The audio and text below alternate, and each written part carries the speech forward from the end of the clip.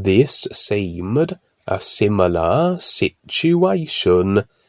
not so much the environment as a whole being the taint, but certainly the thought form subconscious entity crawlies that were wriggling towards us.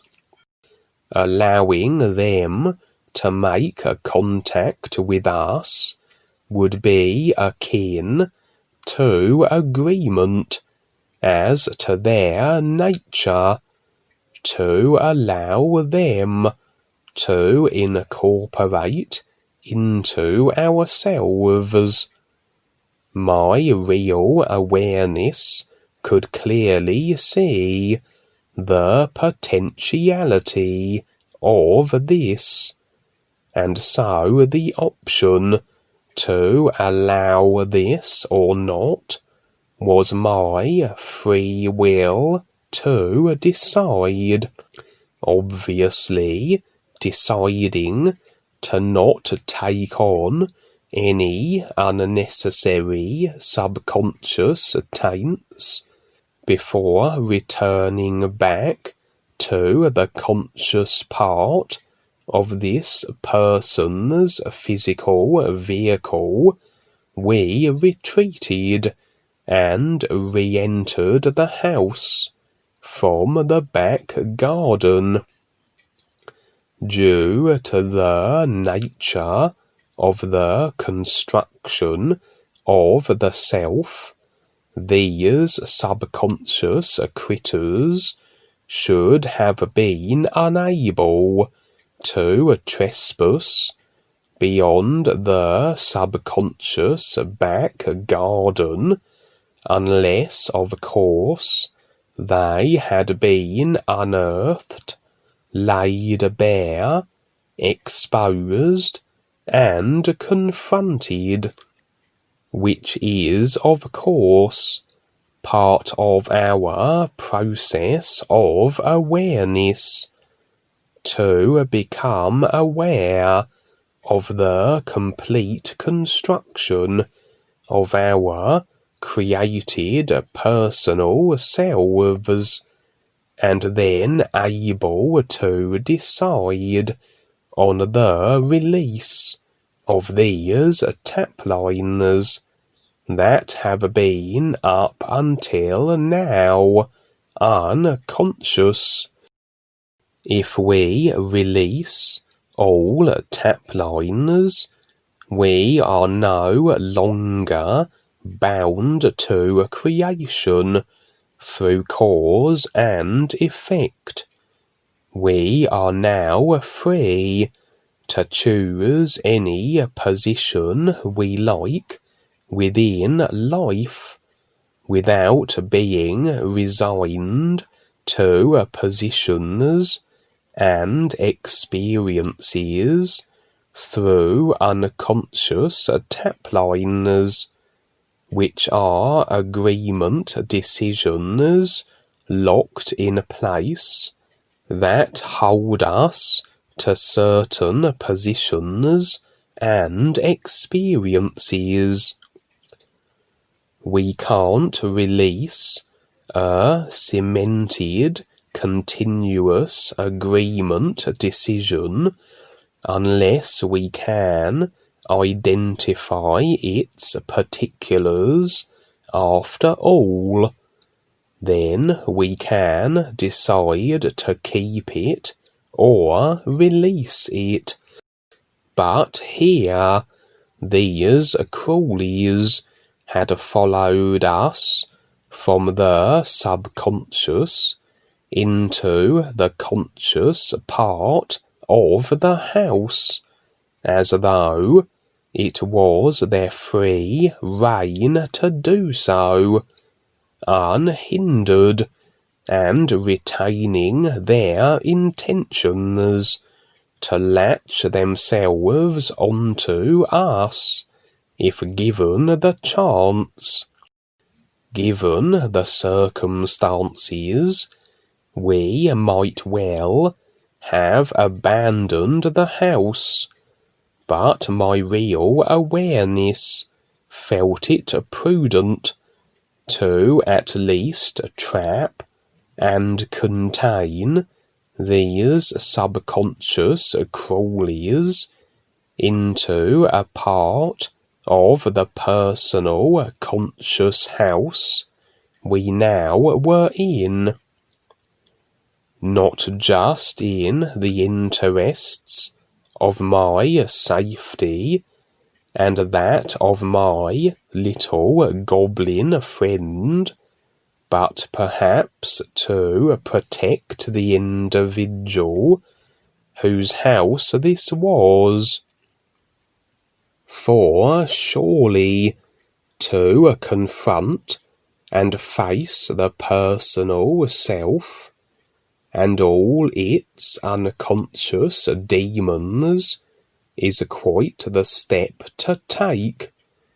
not to be decided lightly. So perhaps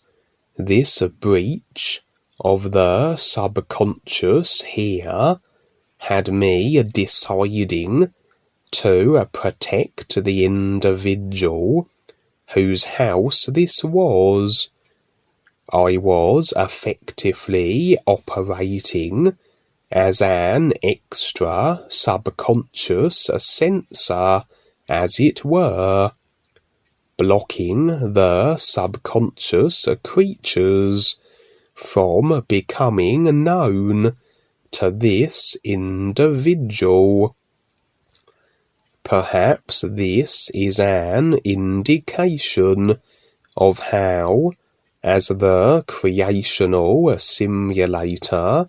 continues its demise, and the personal created consciousness is expressing its state of restriction as a deteriorating simulator, might not the personal self begin to break down in a similar fashion,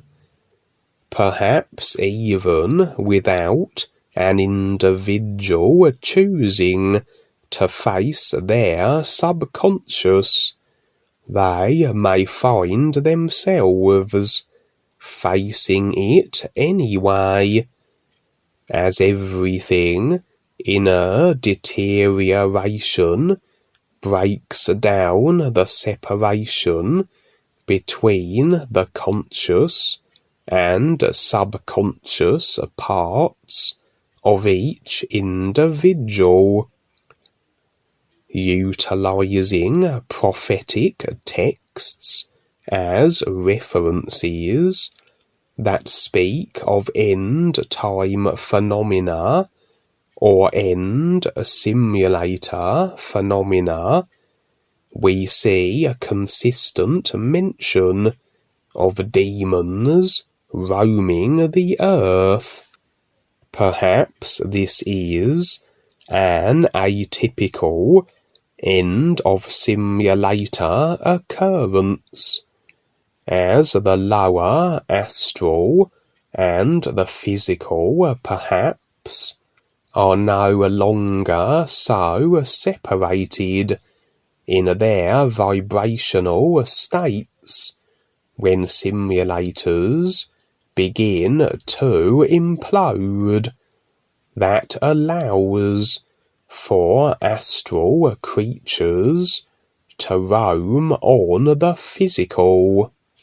But perhaps also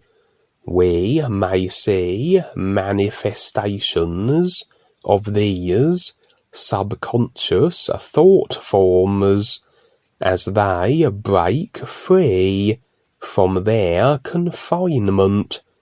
and are given a kind of life, as it were, just like the movie Forbidden Planet.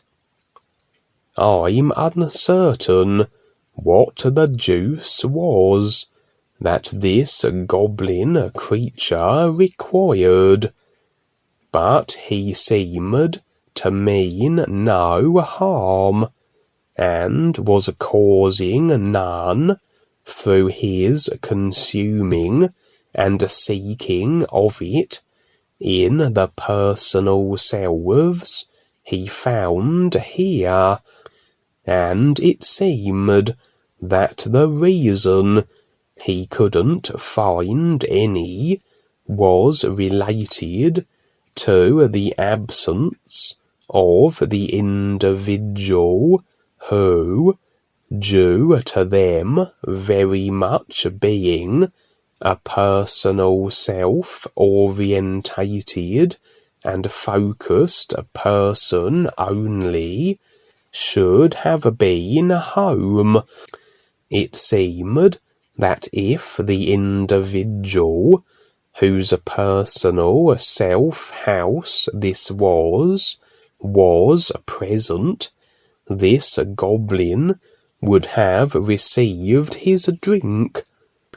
and then, absent of the drink's availability in the conscious parts of the personal self, seemed it should have been available in the subconscious areas. I would suggest this goblin was some individual or other who evidently had agreement with the individual to be here in the personal self-house, and that not only was it a conscious agreement, but a subconscious agreement too, and that's why we ventured into the subconscious to seek this drink that seemed to represent then agreement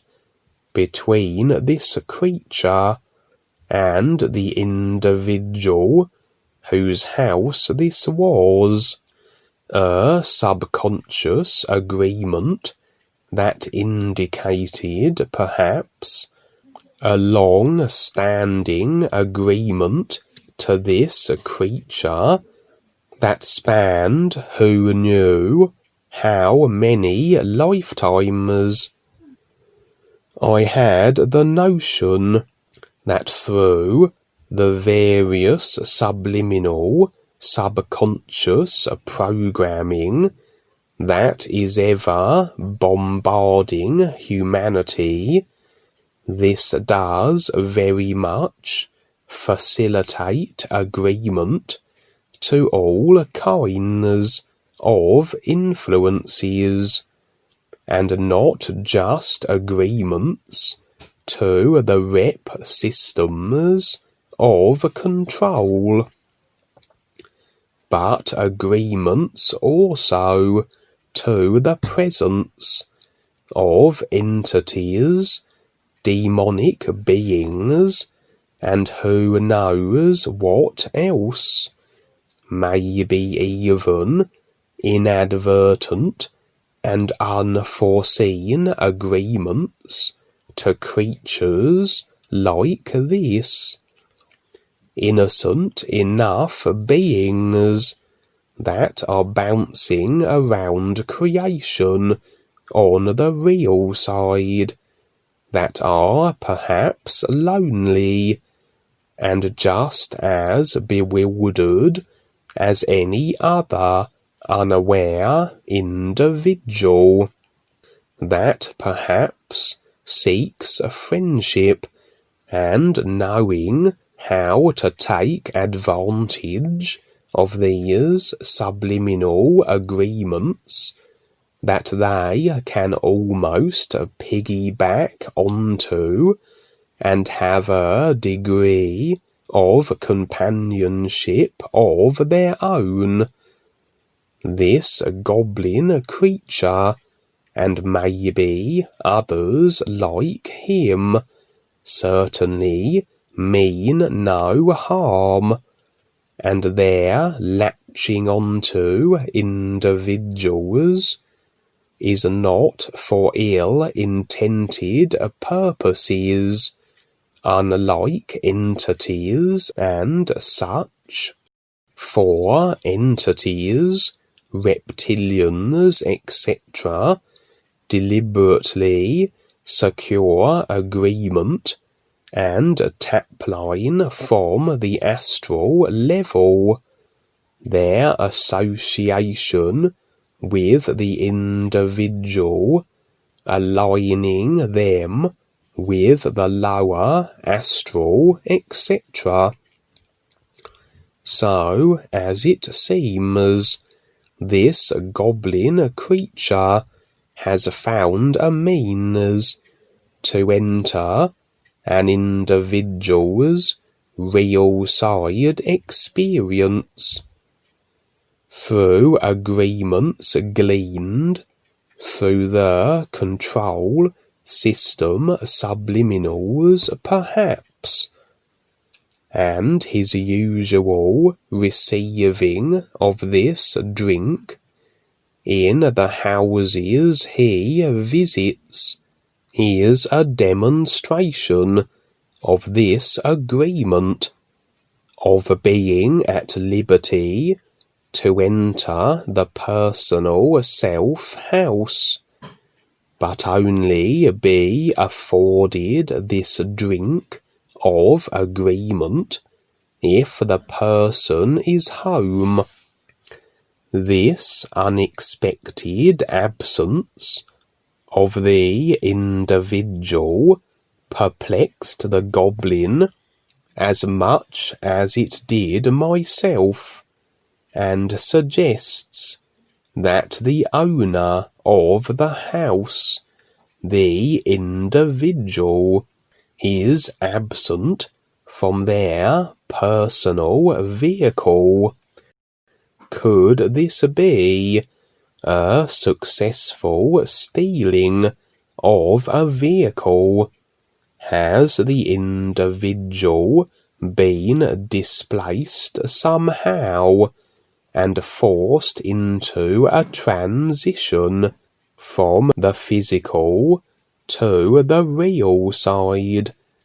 but the vehicle retained and kept in good order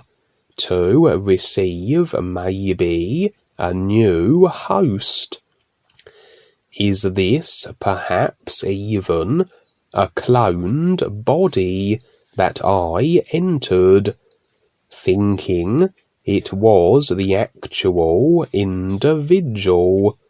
the goblin creature thinking also it was the individual